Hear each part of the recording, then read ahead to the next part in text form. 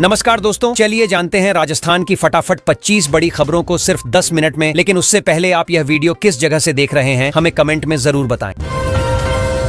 भजनलाल सरकार ने घोषणा की है कि राजस्थान के युवाओं को अगले 10 महीने तक हर महीने 2000 रुपए दिए जाएंगे। यह अंबेडकर डीबीटी वाउचर योजना के तहत होगा। इसका मकसद युवाओं की आर्थिक मदद करना और उनकी जिंदगी में थोड़ी राहत लाना है। इस योजना का फायदा बड़े पैमाने पर युवाओं तक पहुंचेगा। राजस्थान में मौसम का मिजाज अचानक बदल रहा है। कहीं कड़क सर्दी है तो कहीं तेज बारिश लोगों को परेशान कर रही है। आने वाले दिनों में तापमान और मौसम की स्थिति क्या होगी, इसे लेकर मौसम विभाग ने चेतावनी जारी की है। लोग अपने काम और यात्रा की योजनाओं में सावधानी बरतें। राजस्थान में एक अनोखी पहल शुरू की गई है। किसान खुद मिट्टी खोदकर SIR फॉर्म भर रहे हैं। यह कदम प्रशासन और किसानों के बीच सहयोग को मजबूत करता है। किसानों को भी इससे अपनी जिम्मेदारी और समझदारी का एहसास होगा। यह एक नई दिशा में प्रयास है। जयपुर के सरकारी अस्पतालों में अधीक्षकों का सामूहिक इस्तीफा सामने आया। वे निजी प्रैक्टिस पर रोक के खिलाफ विरोध कर रहे हैं। अस्पताल प्रशासन ने इसका संज्ञान लिया है। इसका असर अस्पताल की सेवाओं पर पड़ सकता है। अधिकारियों ने अपनी मांगों को लेकर सरकार से संवाद भी शुरू किया है। राजस्थान के किसानों के लिए राहत पैकेज जारी किया गया है। इससे किसानों की चिंता दूर होगी और उनकी आमदनी में मदद मिलेगी। सरकार ने फसल संरक्षण और वित्तीय मदद के लिए अलग अलग कदम उठाए हैं। किसानों को फायदा पहुंचाने के लिए विभिन्न योजनाओं को तेजी से लागू किया जा रहा है। जयपुर के सिविल लाइंस इलाके में एक तेंदुआ घुस आया। वन विभाग और पुलिस ने उसे पकड़ लिया। इससे इलाके में रह रहे लोगों को राहत मिली है। शहर में वन्य जीवों की गतिविधियों पर निगरानी बढ़ाई जा रही है। स्थानीय लोगों को सतर्क रहने की सलाह दी गई है। गर्ग ने कहा कि भेड़ और बकरी पालन में वैज्ञानिक प्रबंधन अपनाकर किसान पशुपालक रोजगार कमा सकते हैं। इससे खेती और पशुपालन दोनों में लाभ होगा। किसानों को प्रशिक्षित कर नई तकनीक अपनाने के लिए प्रोत्साहित किया जा रहा है। यह रोजगार और आय का स्थायी स्रोत बन सकता है। राजस्थान में 43 करोड़ 46 लाख की लागत से 49 किलोमीटर लंबी सड़क का निर्माण किया जा रहा है। इससे यात्रा आसान होगी और विकास को रफ्तार मिलेगी। स्थानीय लोगों के लिए रोजगार के अवसर भी पैदा होंगे। परियोजना समय पर पूरी हो, इसके लिए अधिकारियों ने तेजी से काम शुरू किया है।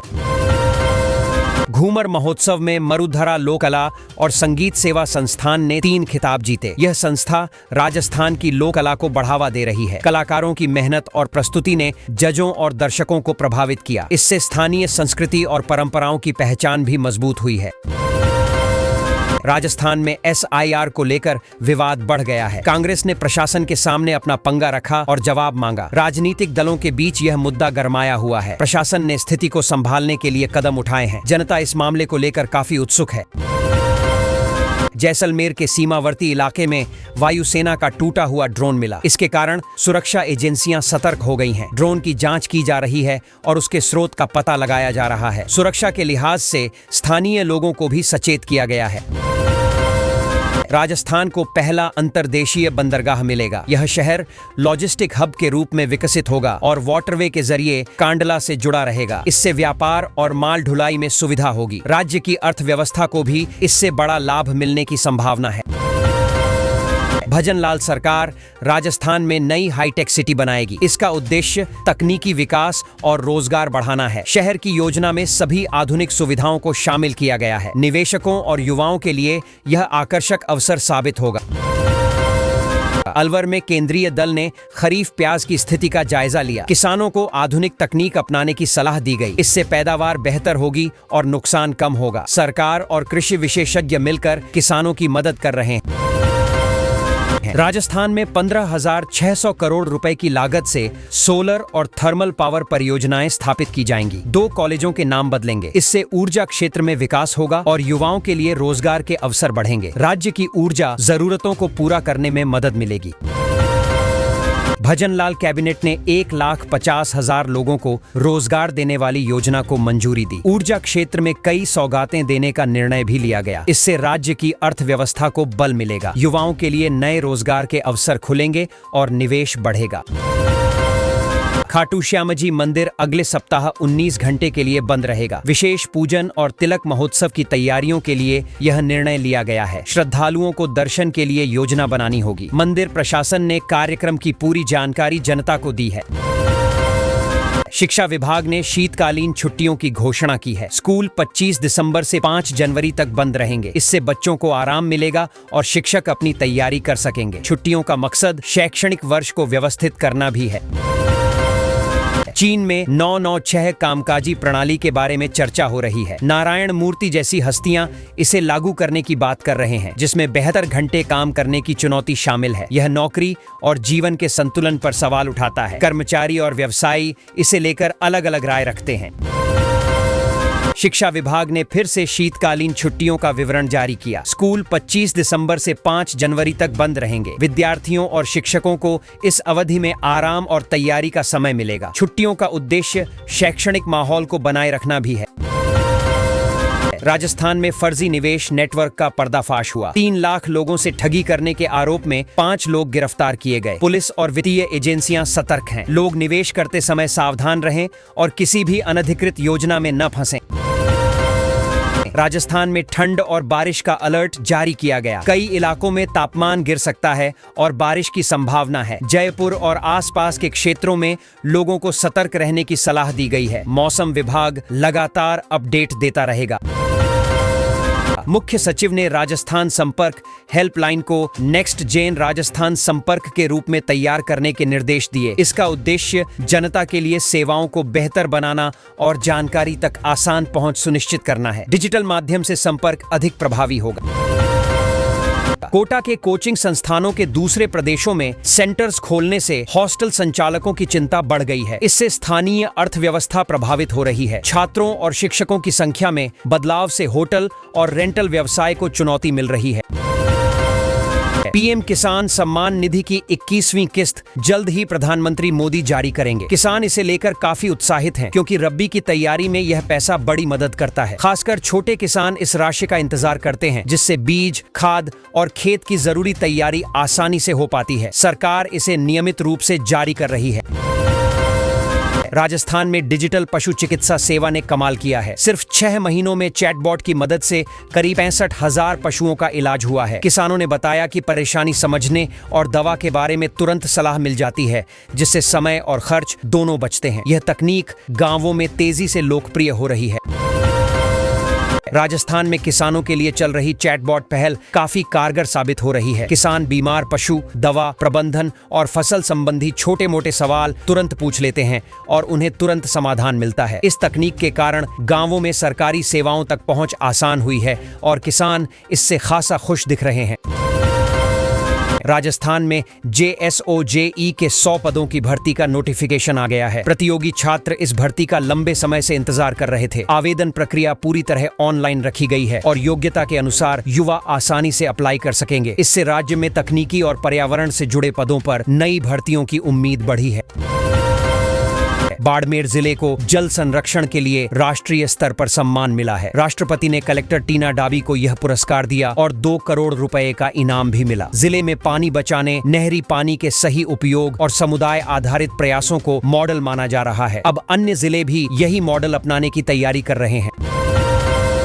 पर्यटन प्री समिट जल्द आयोजित होगी, जिसमें ग्रामीण पर्यटन, फिल्म पर्यटन और निवेश से जुड़े मुद्दों पर चर्चा होगी। राज्य सरकार का उद्देश्य पर्यटन को नई दिशा देना और छोटे गांवों को भी इस उद्योग से जोड़ना है। इस कार्यक्रम से स्थानीय स्तर पर रोजगार और निवेश दोनों को बढ़ावा मिलने की उम्मीद है। खेलो इंडिया यूनिवर्सिटी गेम्स की शुरुआत 24 नवंबर से राजस्थान में हो रही है। आयोजन को लेकर पूरी तैयारी कर ली गई है और देश भर से छात्र खिलाड़ी यहां हिस्सा लेने आएंगे। सरकार का इरादा है कि इससे राज्य में खेल संस्कृति मजबूत होगी और युवाओं को राष्ट्रीय स्तर पर बड़ा मंच मिलेगा। RAS 2024 के इंटरव्यू की तारीखें घोषित हो गई हैं और इंटरव्यू 1 दिसंबर से शुरू होंगे। आयोग ने उम्मीदवारों को बताया है कि सभी जरूरी दस्तावेज पहले से तैयार रखें। यह भर्ती राज्य प्रशासनिक सेवाओं के लिए बेहद महत्वपूर्ण मानी जाती है और अभ्यर्थी अब इंटरव्यू की तैयारी में तेजी कर रहे हैं। डिमार्ट में एक पुलिसकर्मी का फोन खो गया था। वहां खरीदारी करने आए 4 प्रतियोगी छात्रों को फोन मिला और उन्होंने तुरंत पुलिसकर्मी को लौटा दिया। इससे यह साफ होता है कि आज भी ईमानदार और जिम्मेदार युवा समाज में मौजूद हैं। स्थानीय लोग और प्रशासन दोनों ने उनकी सराहना की। जयपुर में हाल ही में तेज धमाके जैसी आवाज और हुड़दंग की घटनाओं के बाद पुलिस ने बुलडोजर एक्शन शुरू किया। अधिकारी कहना है कि शहर में अराजक माहौल फैलाने वालों को अब सख्त कार्रवाई का सामना करना पड़ेगा। सोशल मीडिया पर लोग इसे काफी चर्चा का विषय बना रहे हैं। जयपुर में करीब 300 साधु संत इकट्ठा हुए और उन्होंने गोमाता को राष्ट्र माता घोषित करने की मांग की। सभा में शंखनाद भी किया गया। केंद्र सरकार को मार्च का अल्टीमेटम दिया गया। साधु संतों का कहना है कि गाय देश की संस्कृति और परंपरा का अहम हिस्सा है।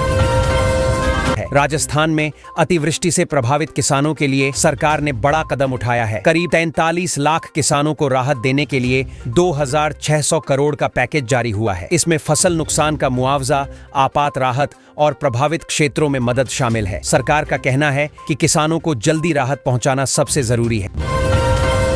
केंद्र सरकार ने किसानों से खरीद के लिए बड़ा फैसला लिया है। आंध्र प्रदेश और राजस्थान के किसानों से खरीद के लिए 9700 करोड़ से ज्यादा की मंजूरी दी गई है। इससे खासकर धान, तिलहन और दालों की एमएसपी पर खरीद सुनिश्चित होगी।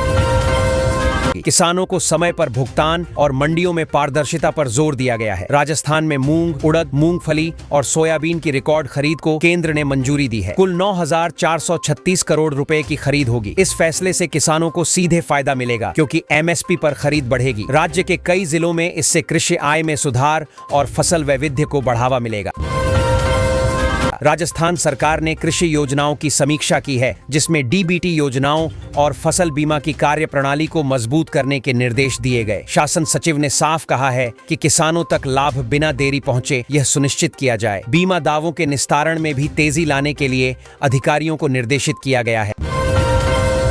पीएम किसान सम्मान निधि की 21वीं किस्त जारी होने के बाद राजस्थान के 1400 करोड़ रुपए किसानों के खातों में पहुंच गए। इससे रब्बी सीजन की तैयारी कर रहे किसानों को राहत मिली है। मुख्यमंत्री भजन लाल ने प्रधानमंत्री का धन्यवाद करते हुए कहा कि यह किसानों की आय बढ़ाने की दिशा में अहम कदम है। एक महीने में राजस्थान में 2 लाख से ज्यादा उपभोक्ताओं ने स्वतः अपने घर पर रूफटॉप सोलर लगाने की सहमति दी है। बिजली बिल कम करने और सोलर सब्सिडी का फायदा लेने के लिए लोग तेजी से आगे आ रहे हैं। बिजली विभाग का कहना है कि इससे राज्य की ऊर्जा आत्मनिर्भरता बढ़ेगी और ग्रिड पर भार भी कम होगा। खाटू श्यामजी ट्रस्ट अब राजस्थान के स्कूली बच्चों की शिक्षा को बेहतर बनाने में योगदान देगा। इसके लिए 8 करोड़ रुपए की राशि शिक्षा से जुड़ी सुविधाओं पर खर्च की जाएगी। ग्रामीण स्कूलों में स्मार्ट क्लास, लाइब्रेरी और अन्य सुधार किए जाएंगे। इससे हजारों बच्चों को सीधे लाभ मिलने की उम्मीद है। राजस्थान कैबिनेट की बैठक में कई बड़े फैसले लिए गए। इसमें प्रवासी राजस्थानियों के लिए नया विभाग बनाने की मंजूरी दी गई ताकि विदेशों और अन्य राज्यों में बसे लोगों की समस्याओं का समाधान तेज हो सके। साथ ही 15,600 करोड़ की ऊर्जा परियोजनाओं को हरी झंडी दी गई, जिससे राज्य की बिजली क्षमता बढ़ेगी। जयपुर एयरपोर्ट पर मॉक ड्रिल के दौरान सीआईएसएफ ने बम की धमकी के परिदृश्य में सुरक्षित निकासी का अभ्यास किया। पूरे ऑपरेशन में यात्रियों को बाहर निकालने, संदिग्ध स्थान को घेरने और सुरक्षा प्रोटोकॉल लागू करने की प्रक्रिया दिखाई गई। इससे इमरजेंसी रिस्पांस को परखने में मदद मिली और सुरक्षा व्यवस्था मजबूत हुई। जयपुर में मादा लेपर्ड पर लोगों की भीड़ ने डंडे बरसाए और बाद में उसका शव पहाड़ी पर मिला। वन्यजीव प्रेमियों और संरक्षण कार्यकर्ताओं में गुस्सा है। उनका कहना है कि ऐसी घटनाएं बढ़ रही हैं और अवैध भीड़ हिंसा पर रोक लगनी चाहिए। विभाग मामले की जांच कर रहा है। किशनगढ़ में जीएसटी चोरी के बड़े मामले में कार्रवाई तेज हो गई है। कई ट्रांसपोर्ट कंपनियों पर शिकंजा कसते हुए विभाग ने रिकॉर्ड जब्त किए। 4 ट्रांसपोर्टर फरार हो गए हैं और उनके खिलाफ तलाश जारी है। यह पूरा मामला फर्जी बिलिंग और टैक्स चोरी से जुड़ा बताया जा रहा है। जयपुर के आरपीए में 21 नवंबर को राज्य स्तरीय पुलिस सम्मेलन होने जा रहा है। इस सम्मेलन में पुलिस सुधारों, तकनीकी उपयोग, क्राइम कंट्रोल और प्रशासनिक दक्षता पर विस्तृत चर्चा होगी। वरिष्ठ अधिकारी विभिन्न जिलों की रिपोर्टें पेश करेंगे और भविष्य की रणनीति तय की जाएगी।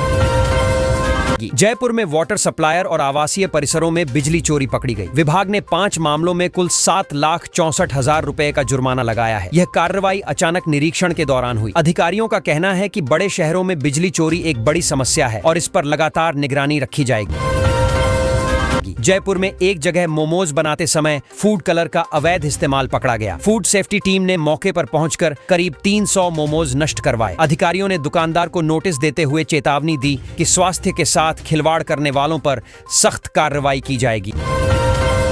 जयपुर में अवैध गैस रिफिलिंग नेटवर्क का भंडाफोड़ हुआ। पुलिस और विभागीय टीम ने 480 सिलेंडर, 6 पिकअप और कई उपकरण जब्त किए। कुल 9 आरोपी गिरफ्तार किए गए हैं। यह नेटवर्क घरेलू सिलेंडरों को अवैध तरीके से भरकर दुकानों और होटलों को सप्लाई करता था, जिससे बड़ा खतरा पैदा हो रहा था। जयपुर में 23 नवंबर को उपराष्ट्रीय पल्स